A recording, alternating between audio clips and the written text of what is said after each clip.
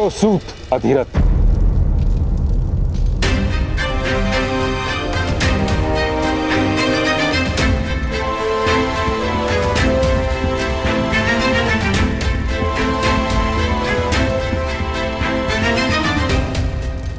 ये सत्य है महाराज कि मदनजय अपराधी था और जो दंड उसको मिला है वह उचित है। सत्य है कि इस बालक ने राज परिवार पर उपकार किया है। यह भी सत्य है कि इसका साहस और आत्मविश्वास अद्भुत है। सत्य के प्रति इसकी निष्ठा और सामर्थ्य पर कोई संदेह नहीं। किंतु महाराज, कि समाज केवल एक व्यक्ति से नहीं बनता। राज्य के सभी मनुष्य को संतोष प्राप्त हो, यह भी तो अनिवार्य है। और यह केवल तभी हो सकता है जब व्यवस्था का पालन हो तथा परंपरा का निर्वाह अनिवार्य है। यदि व्यवस्था टूटती है तो समाज में विद्रोह उत्पन्न होता है और हर प्रकार के विद्रोह को बल से शांत भी तो नहीं किया जा सकता। तात्पर्य तात्श्री, सूत के पुत्र को शस्त्र उठाने का अधिकार नहीं, उसे दंड देना ही होगा।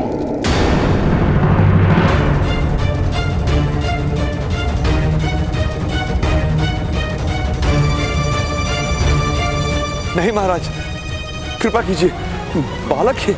और इस बालक ने राज परिवार पर उपकार किया है तात्श्री। यथार्थ कह रहे हैं आप, इसीलिए इस बालक को कोई छोटा सा दंड दिया जाए, यही मेरी विनती है। मैं दंड स्वीकार नहीं करूंगा।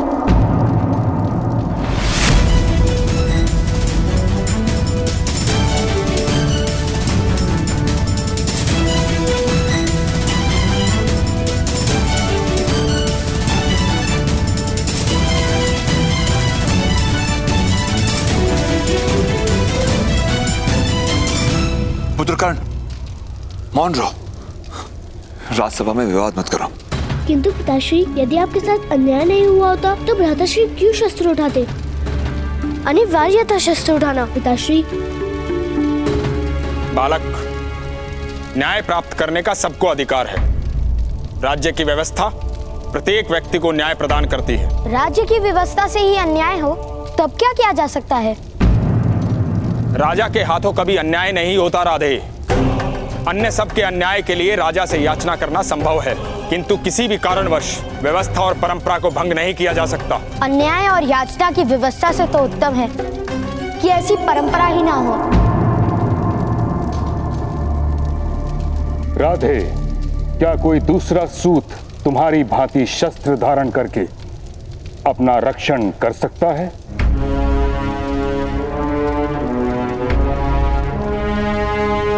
नहीं कर सकता। यदि उनको अपनी रक्षा का भार सौंप दिया जाए तो समस्त सूत समाज नष्ट हो जाएगा। उनकी रक्षा कौन करेगा? सूतों को शस्त्र का अधिकार नहीं, इसलिए ज्ञान नहीं। ज्ञान नहीं, इसलिए वे शस्त्र नहीं उठा सकते। और अब आप कह रहे हैं कि उनकी रक्षा किस प्रकार होगी? ज्ञान प्राप्त करने का अधिकार मान लीजिए, अधिकतर सूत भी शस्त्र उठाने लगेंगे। असंभव।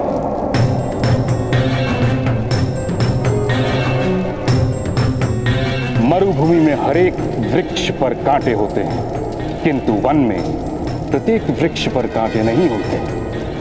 वैसे ही मनुष्य एक समाज में रहता है और समाज में हर व्यक्ति को हर प्रकार का अधिकार नहीं दिया जा सकता।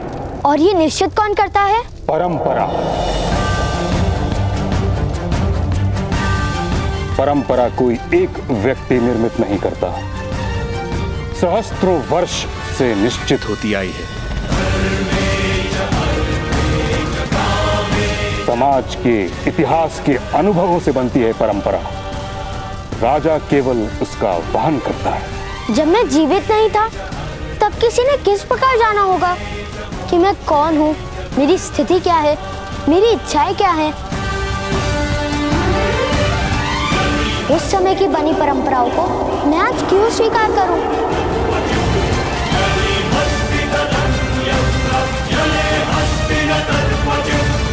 हट मत करो बालक। छोटा सा दंड स्वीकार कर लो बालक। असंभव। मैं युद्ध करने को सज्ज हूं। मैं युद्ध करने को सज्ज हूं। मैं युद्ध करने को सज्ज हूं। युद्ध करने को सज्ज हूं।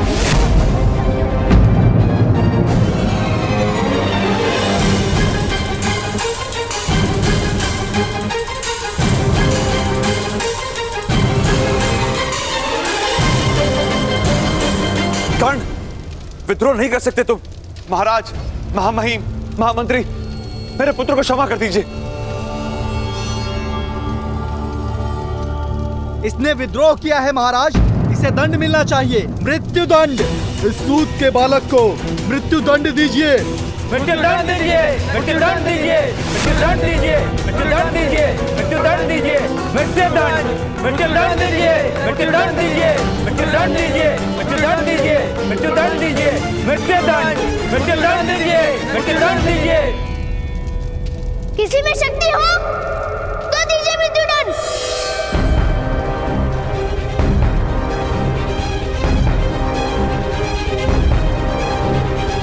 मृत्यु दंड दीजिए, मृत्यु दंड दीजिए, मृत्यु दंड दीजिए, कौन? मृत्यु दंड, मृत्यु दंड दीजिए, मृत्यु दंड दीजिए, मृत्यु दंड दीजिए।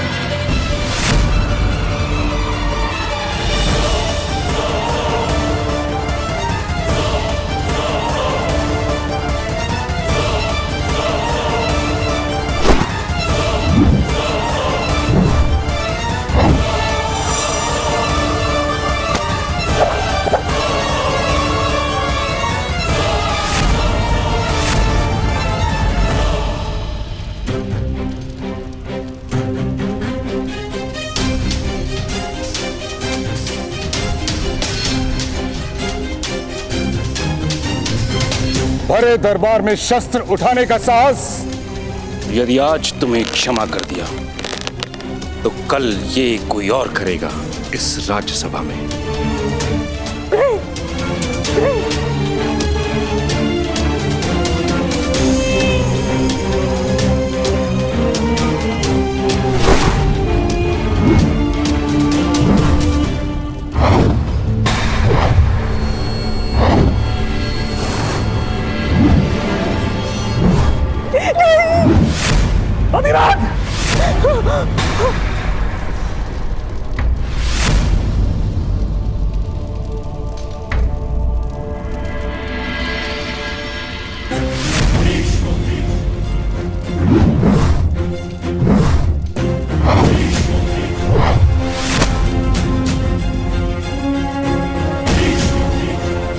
तुम्हारे प्राण नहीं लूंगा मैं। कुरु सभा में बालक की हत्या नहीं की जाती।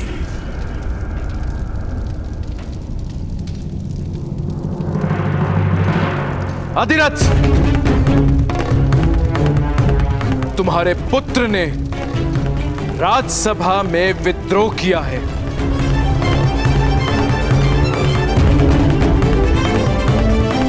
किंतु उसने मेरे पुत्रों को जीवन भी दिया है।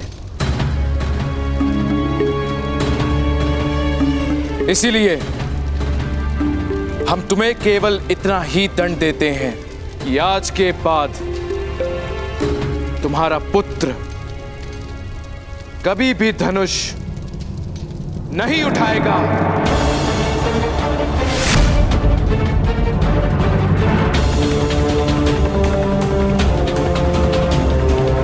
सूतों के लिए बनी परंपरा का वहन करेगा, और यदि ऐसा नहीं हुआ तो तुम स्वयं अपने पुत्र को हस्तिनापुर और कुरु राष्ट्र से निष्कासित कर दोगे।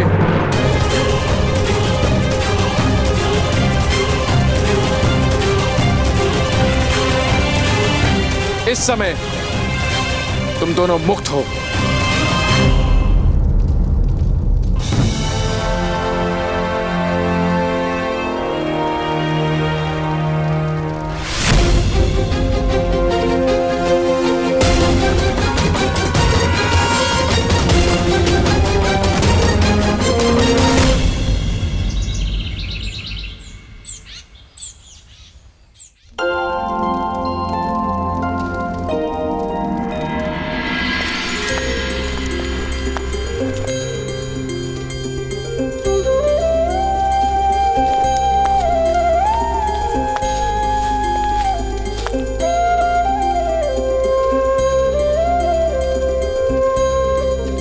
माता, मैं आरती करूं?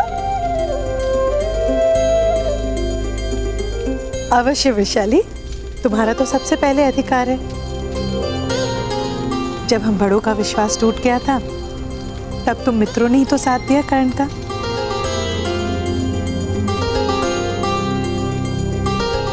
ये लो।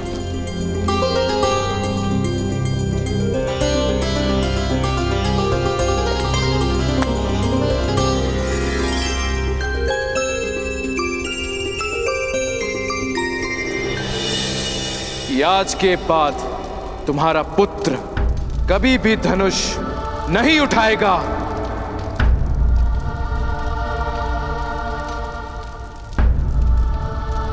कर्ण, आज से तुम यहाँ के सेनापति और मैं तुम्हारी सैनिक।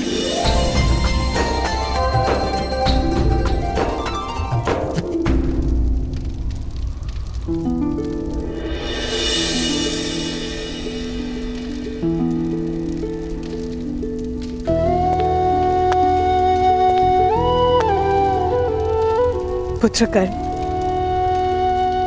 मुझे क्षमा कर देना।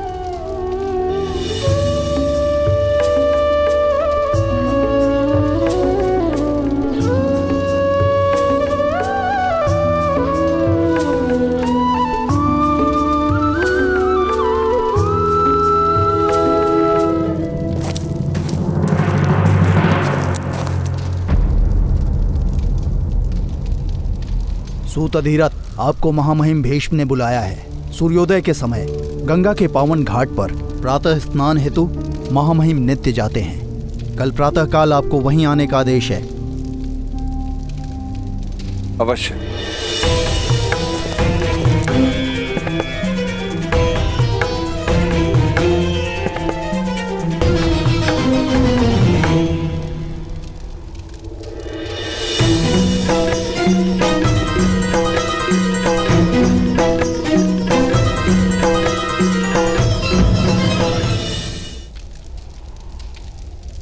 चलो पुत्रों, अब आनंद और विश्राम का समय।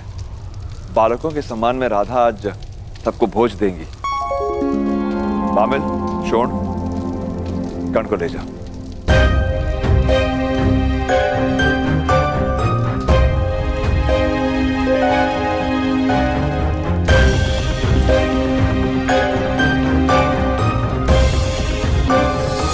कर्ण का दुख आज अनन्य है अधिरथ। जानता हूं भ्राताश्री, जानता हूं। शाख के जिस स्थान से फूल तोड़ा जाता है, उस स्थान से पत्ता या फूल कभी उग नहीं पाता। आज तक बहुतों ने कर्ण से उसका धनुष छीना था, किंतु गुरु सुबह ने उससे उसकी आशा छीन ली। धनुष पे उसका अधिकार ही नहीं, उसका सुख भी उसी में। और दुखदायक सत्य तो यह है कि कर्ण कभी धनुष उठा नहीं पाएगा।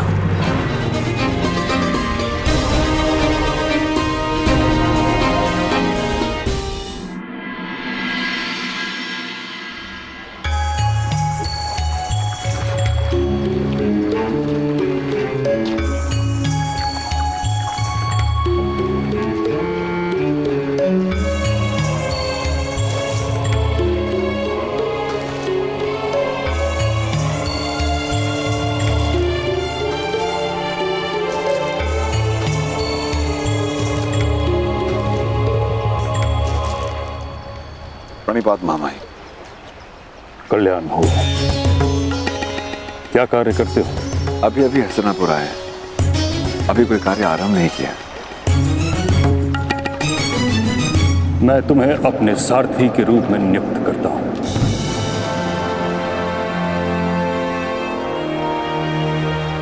आपकी अनंत कृपा मामाई।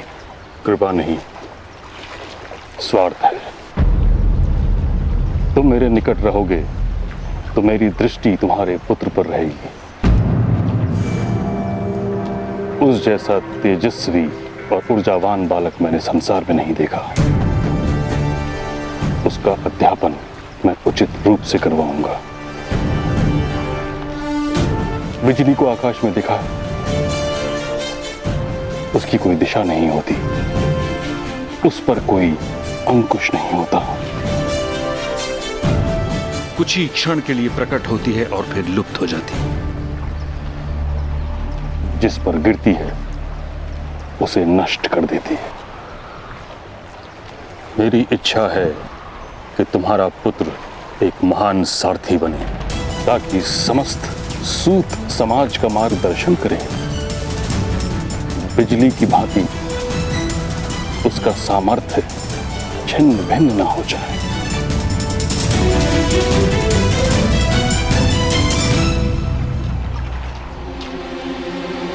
जी मामाई।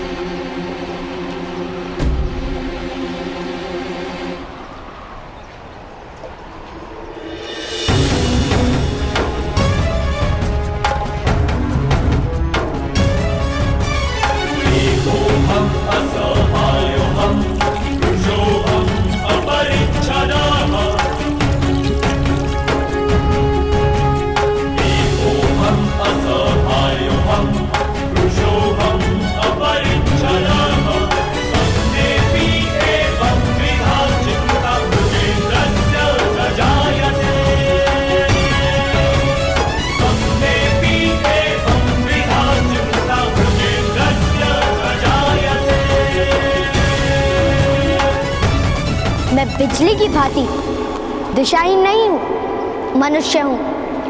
मुझे जहां विनाश करना होगा मैं वहीं गिरूंगा। आपकी इच्छा थी ना कि मेरा सामर्थ्य छिन्न भिन्न हो, तो लीजिए।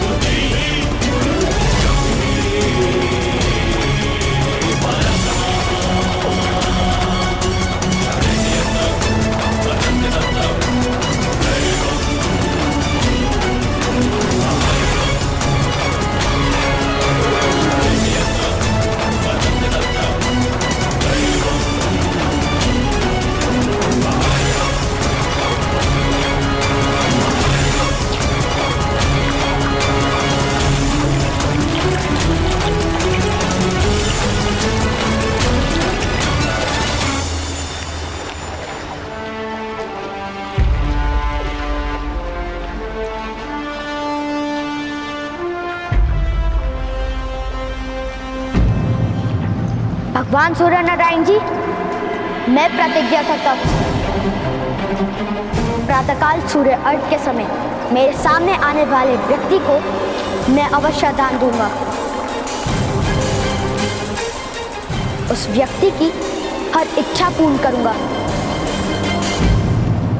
और उस प्रतिज्ञा की आपूर्ति का आरंभ मैं आज से करता हूं, मैं आज से करता हूं, मैं आज से करता हूं, मैं आज से करता हूं, मैं आज से करता हूं,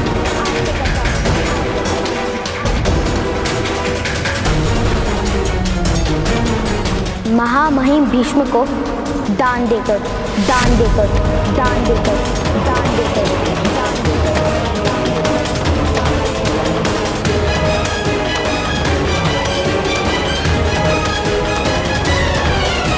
आज मुझे शस्त्र का त्याग करना पड़ा है, किंतु आगे जीवन में किसी कारणवश अगर मुझे शस्त्र उठाना पड़ा तब उसका त्याग कोई नहीं करवा पाएगा, नहीं करवा पाएगा।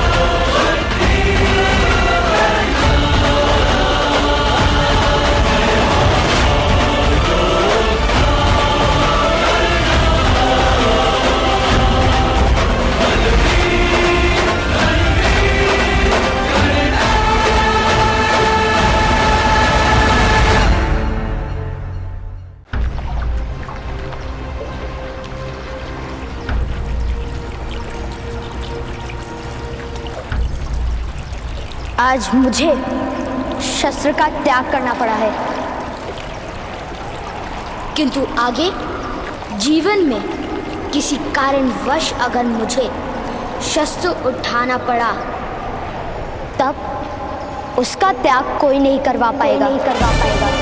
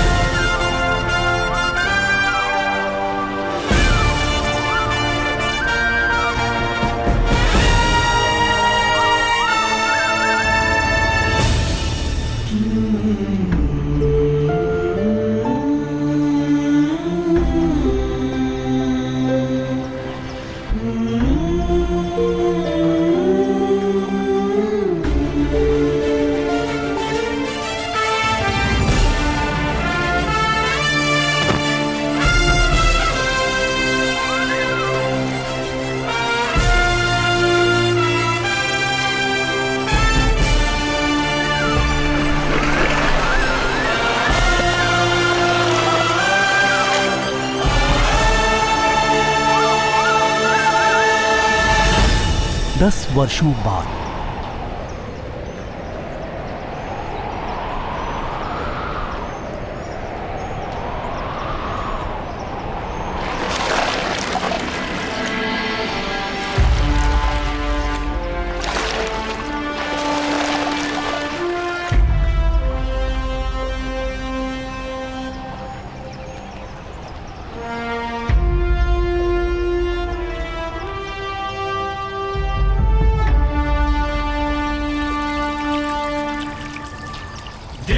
दृष्टि से बाण शक्ति से जीते ये सारा रण, शांत चित धरे आत्मबल भरे जीते हर बाधा कर, छूट ना पाए लक्ष्य हो चाहे सूक्ष्म सा छुपा होकर, मित्र वेग है सूर्य तेज है कवच चढ़ा इसके तन।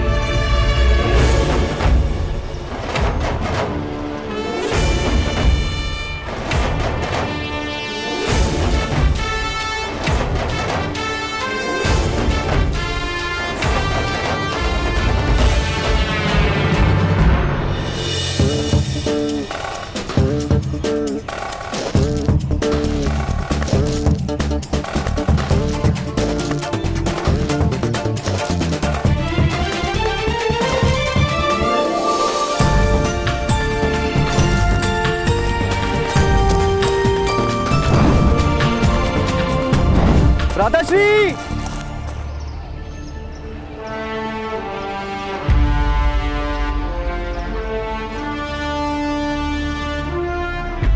भ्राताश्री, आपके वस्त्र यहां रखे हैं।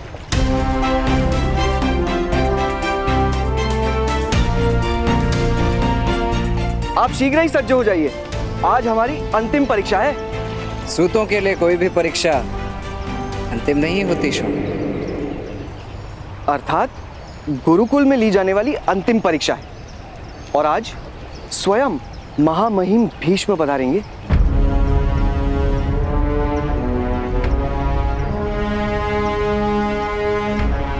उत्तीर्ण विद्यार्थी को स्नातक घोषित करने के लिए।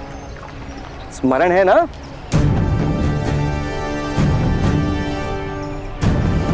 उसका विस्मरण कैसे हो सकता है? उनके लिए तो आज एक विशेष आश्चर्य जो निर्मित किया है मैंने। आज आपको देखकर केवल महामहिम भीष्म ही नहीं, हस्तिनापुर के राजकुमार भी आश्चर्य में पड़ जाएंगे। आप शीघ्र ही पहुंचे, मैं भी माता को लेकर पहुंचता हूं परीक्षा भूमि।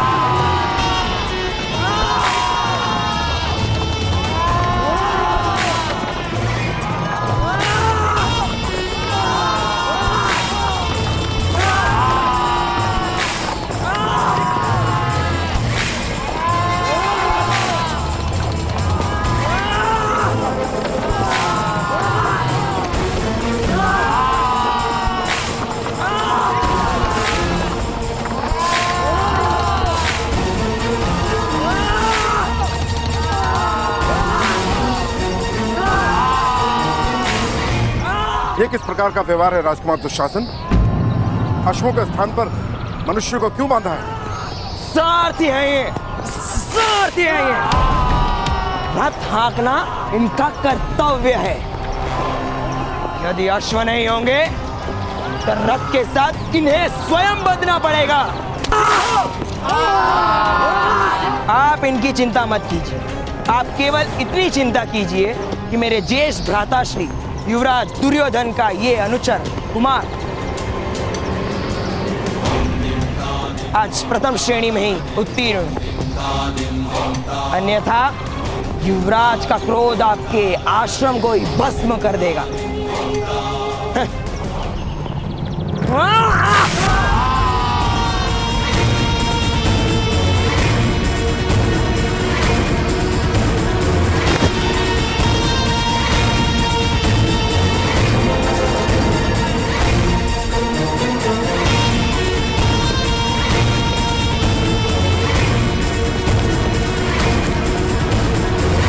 कुमार, विद्या प्राप्ति में आश्रम का महत्व कम, श्रम का महत्व अधिक होता है, और गुण तो स्वयं महामहिम भीष्म देंगे। क्या तुम कौन से अधिक कला का प्रदर्शन कर पाओगे महामहिम के सामने?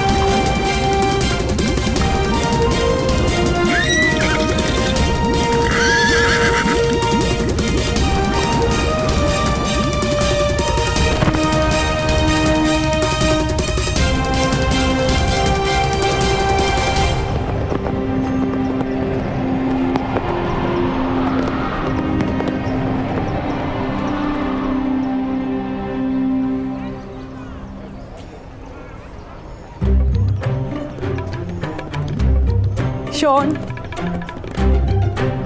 शोन, अरे कितना सजोगे? परीक्षा देने जा रहे हो या विवाह करने? विवाह, परीक्षा देने। किंतु पिताश्री कहते हैं ना, सद्भाग्य कहीं भी प्राप्त हो सकता है, इसलिए। चलो। हाँ। अरे चलो चलो। अरे माता, अभी तक स्नातक नहीं हुए और विवाह के स्वप्न देखने लगे। अच्छा शोन, 3 साल गुरुकुल में ध्यान लगा के सीखा ना। ध्यान की ही तो समस्या है माता। इस उम्र में मनुष्य का ध्यान वही लगता है जिसमें उसकी रुचि हो। कर्ण कहाँ है? उन्होंने कहा है वो स्वयं आएंगे परीक्षा स्थल।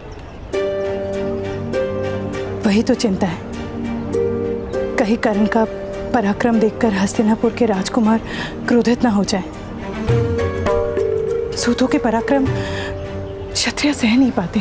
कोई चिंता मत कीजिए माता, लोग शक्ति प्राप्त करने के लिए कोचा पाक खाते, किंतु भ्राताश्री भ्राताश्री शक्ति प्राप्त करने के लिए क्षत्रियों के क्रोध को खाते हैं। चलिए। अरे वृषाली कहाँ है? वृषाली?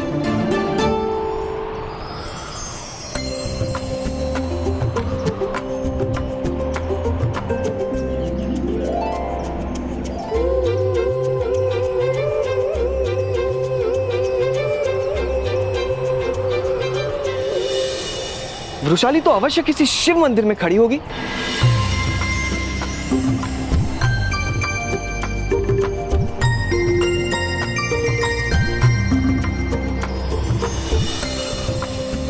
किसी पवित्र वृक्ष को सूतर के धागे से बांधकर भ्राताश्री के विजय की कामना कर रही होगी।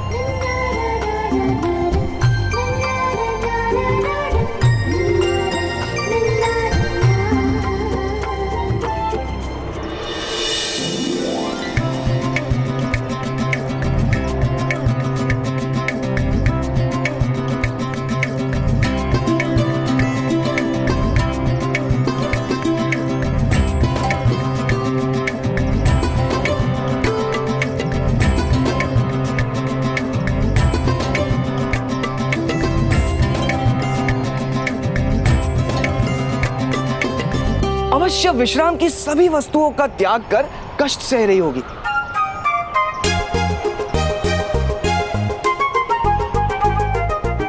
यही मानती है ना आप माता?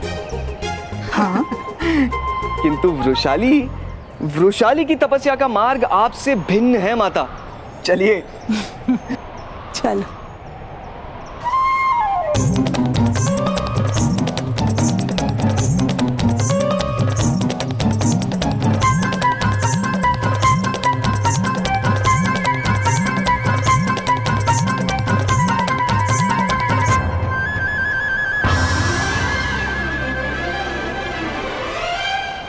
मार्ग छोड़कर खड़े रहो, मुझे परीक्षा भूमि दिखाई नहीं दे रही है।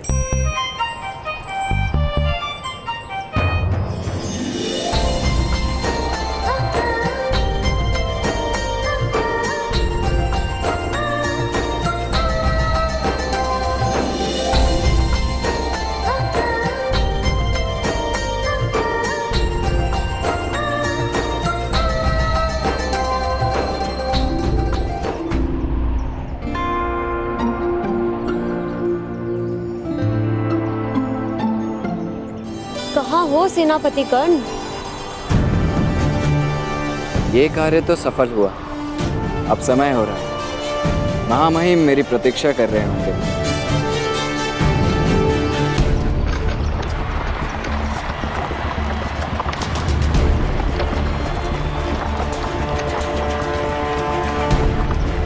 महामहिम भीष्म की, महामहिम भीष्म की, महामहिम भीष्म की, महामहिम भीष्म की, महामहिम भीष्म की, महामहिम भीष्म की, महामहिम भीष्म की, महामहिम भीष्म की, महामहिम भीष्म की, महामहिम भीष्म की, महामहिम भीष्म की, महामहिम भीष्म की, महामहिम भीष्म की, महामहिम भीष्म की,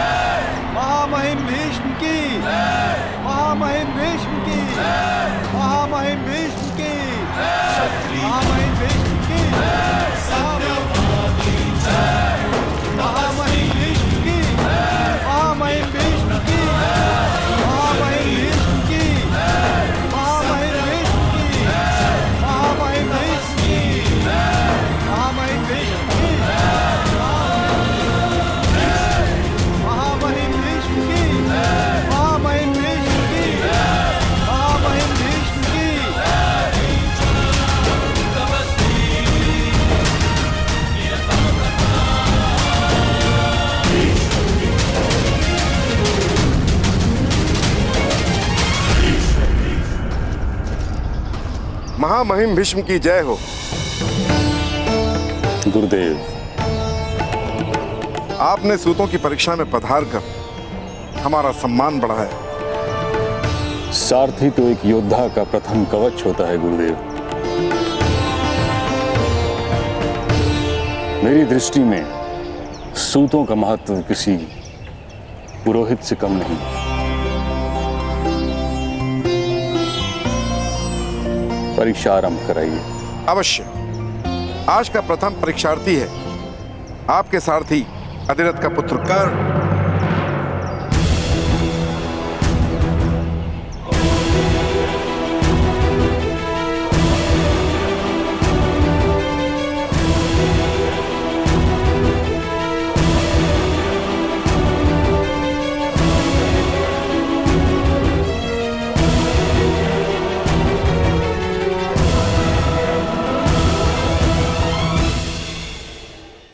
आज का प्रथम परीक्षार्थी है आपके सारथी अधिरथ का पुत्र कर्ण।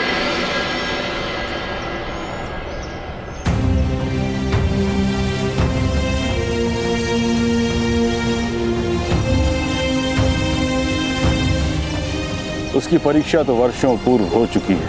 आज तो मैं केवल उसकी कला का प्रदर्शन देखने के लिए उत्सुक हूं।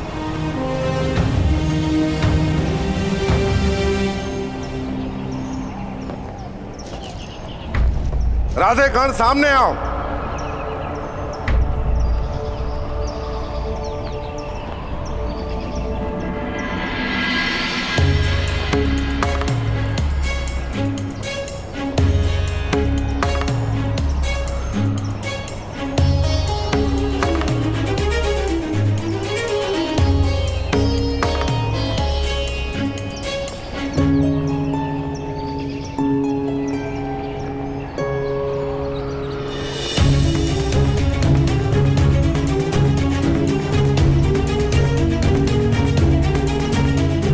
कर्ण कह रहा था महामहिम को प्रतीक्षा करवाना उचित नहीं है। अवश्य, शीघ्र ही वो आता ही होगा।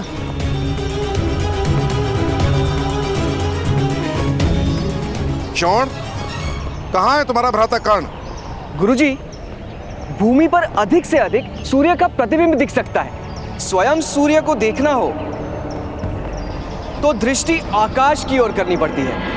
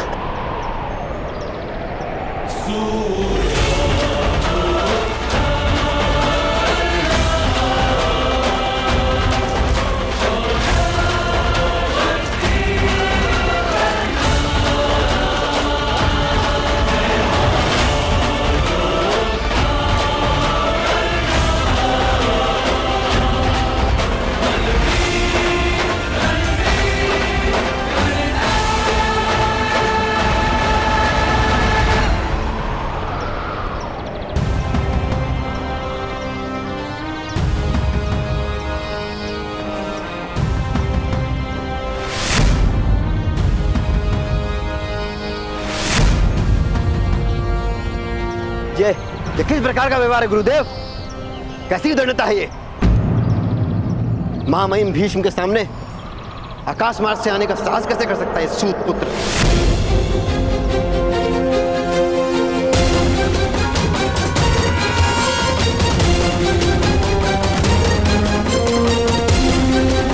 महामहिम गर्व से ऊंचा देख सके, इसीलिए आकाश मार्ग से आया हूं।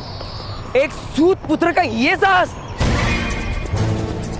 पितामह भीष्म और हम राजकुमारों का ऐसा गौरवमान! इतने बड़े बड़े उच्च कुलों के अतिथि उपस्थित हैं और यहाँ ये सूत पुत्र विमान में उड़ने का साहस भी कैसे कर सकता है? बंदी बना कर रख दो इसको।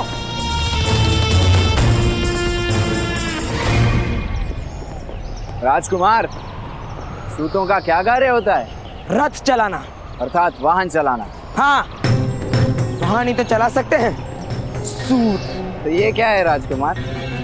वायु में गति करने वाला वाहन ही तो है। आपको कोई दिव्य पक्षी तो दिखाई नहीं दे रहा ना?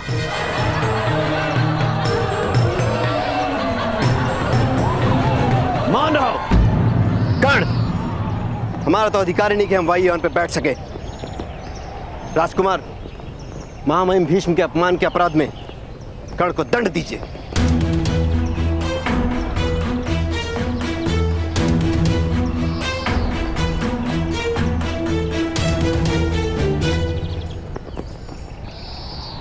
कर्ण, वायु वाहन बनाने का ज्ञान तुमने कहां से प्राप्त किया? अगस्त्य संहिता में इसका वर्णन है महामहिम। पुरातन काल के पुष्पक जैसे विमान भी आर्य भूमि के इसी आकाश में उड़ा करते थे। भगवान राम भी ऐसे ही विमान में बैठकर लंका से अयोध्या पधारे थे। और वैसे भी ज्ञान के मूल का क्या महत्व? ज्ञान का फल आपके सामने। सूतपुत्र,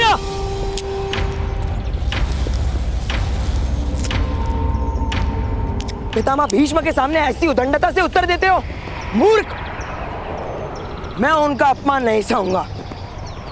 इसका मस्तक काट दो सैनिक।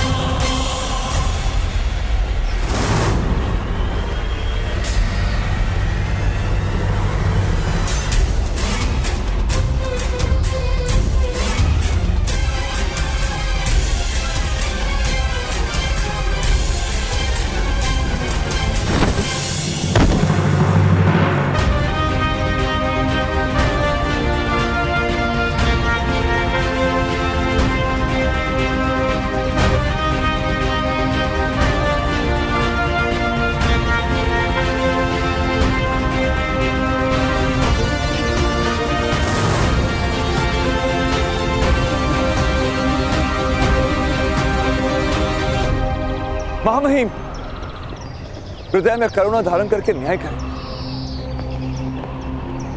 मैं विनती करता हूं। धनुर्विद्या केवल क्षत्रियों के लिए होती है। तुम सूत के पुत्र हो, तुम्हें सूत ही बनना होगा।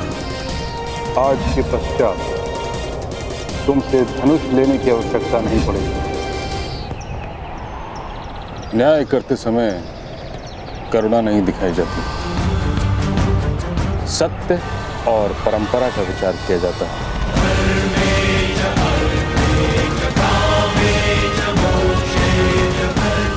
और सत्य यह है कि किसी के अपराध का उसके स्नातक होने से कोई संबंध नहीं। न्याय बाद में भी हो सकता है। दुशासन, तुम अपना स्थान ग्रहण करो।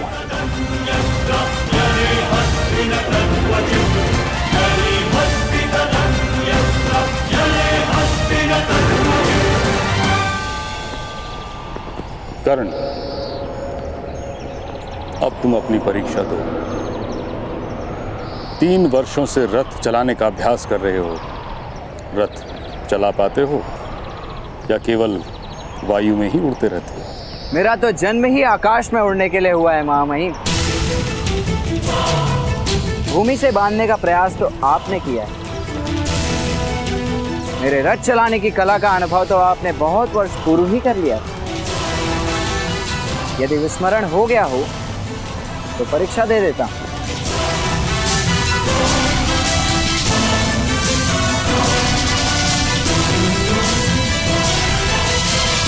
कर्ण पुत्र, अपना रथ ले आओ।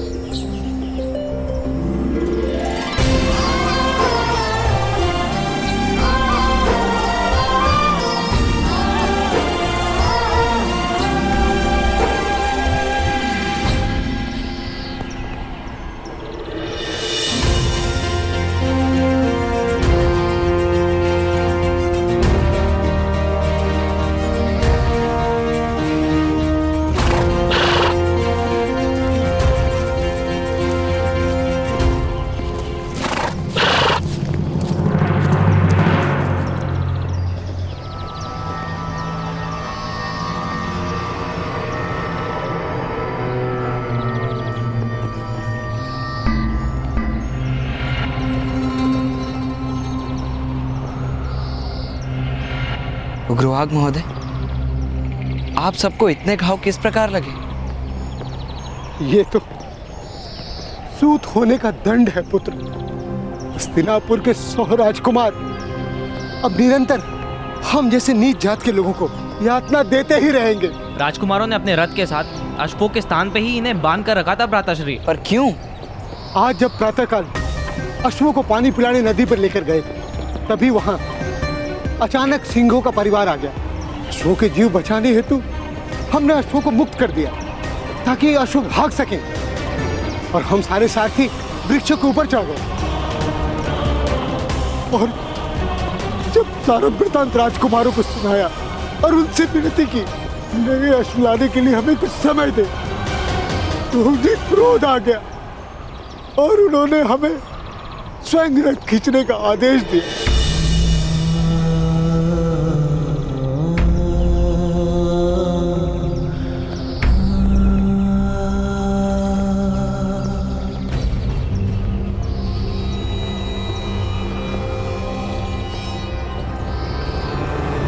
दोष राजकुमारों का नहीं, आपका है।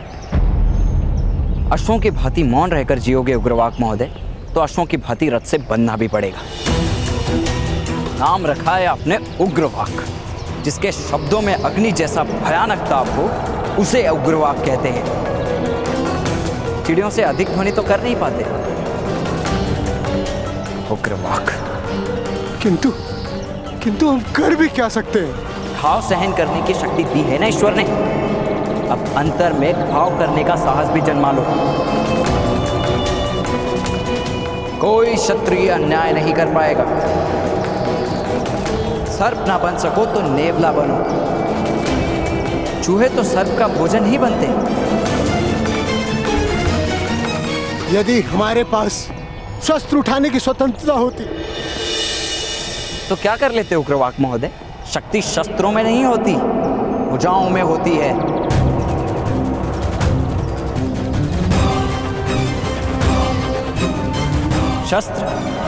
शस्त्रों की आवश्यकता पड़ती है युद्ध जीतने के लिए। सम्मान प्राप्त करने के लिए तो साहस ही पर्याप्त है। देखना है तो आकर देखो।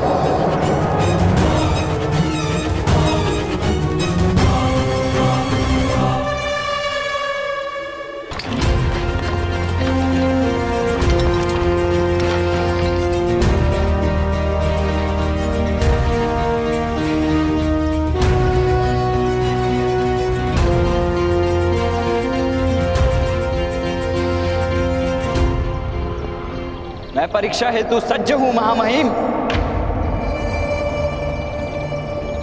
परीक्षा आरंभ कीजिए गुरुदेव। सज्जनों, सारथी का कार्य होता है अपने रथी महारथी को अनेक विपदाओं से सुरक्षित उसके लक्ष्य तक पहुंचाना। इसीलिए इस परीक्षा में विभिन्न विपत्तियों का निर्माण किया गया है। इन विपत्तियों से सुरक्षित जो रथ को यहाँ ले आएगा वो प्रथम श्रेणी में उत्तीर्ण होगा। कर्णपुत्र, परीक्षा आरंभ करो।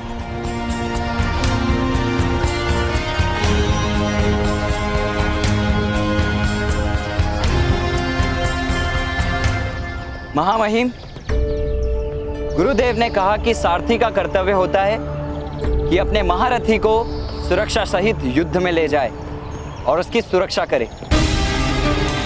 किंतु परीक्षा के समय मेरे रथ में यदि कोई महारथी नहीं होंगे तो कैसे किसी को विश्वास आएगा मेरी कला पर? सद्भाग्य से हस्तिनापुर के महारथी राजकुमार यहाँ उपस्थित हैं। यदि राजकुमार की प्रसन्नता हो तो वो मेरे रथ में बैठकर स्वयं मेरी कला की परीक्षा करे। किंतु पितामह, यह तो असंभव है।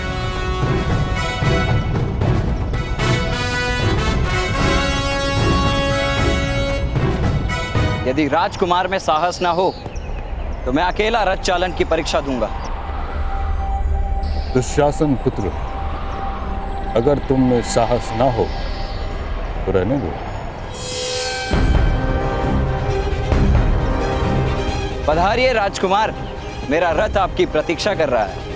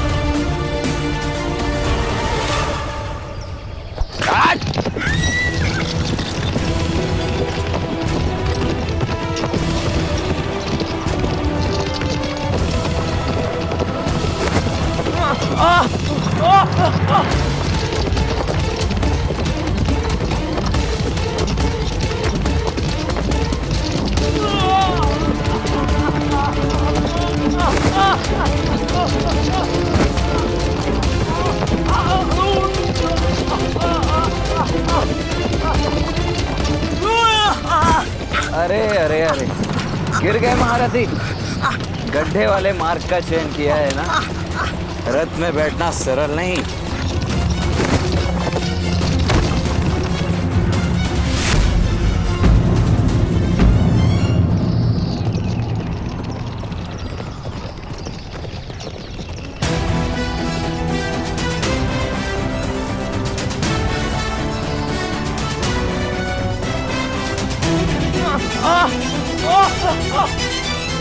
आज मैं आपका सारथी हूँ राजकुमार।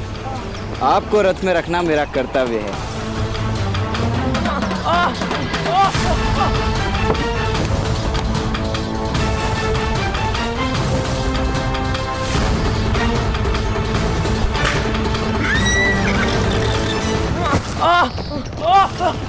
महारथी, रथ को पकड़ के बैठिए। क्षत्रिय वंश को पकड़ने से सुरक्षा नहीं होती।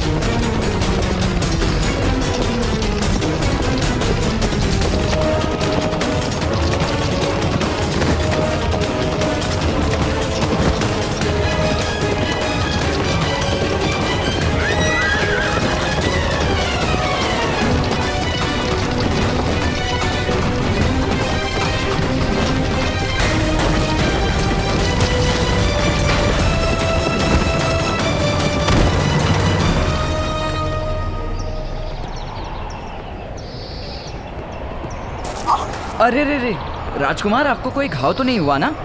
हम इस पत्थर को बंदी बनाकर दंड देंगे। आप पधारिए, आइए आइए आइए आइए।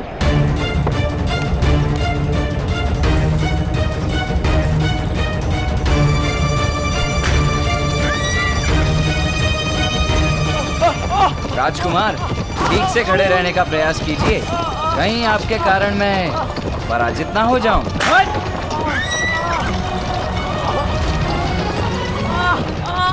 कठिन है ना इस रथ पर सवारी करना, क्योंकि अश्व इसे खींच रहे हैं, मनुष्य नहीं।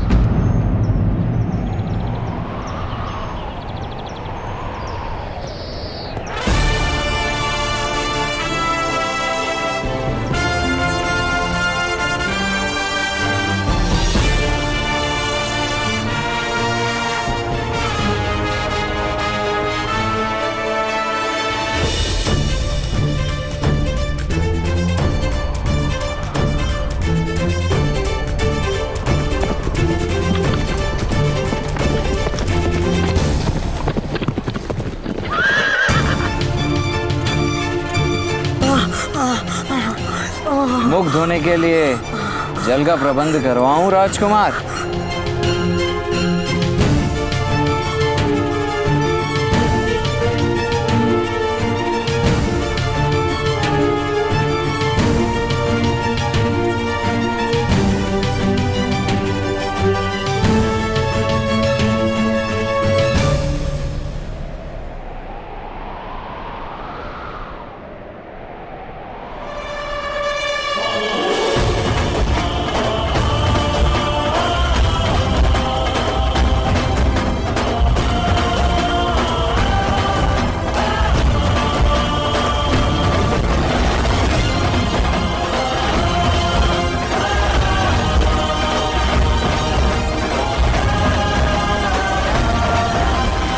मुझे कितने गुण प्राप्त हुए महामहिम भीष्म?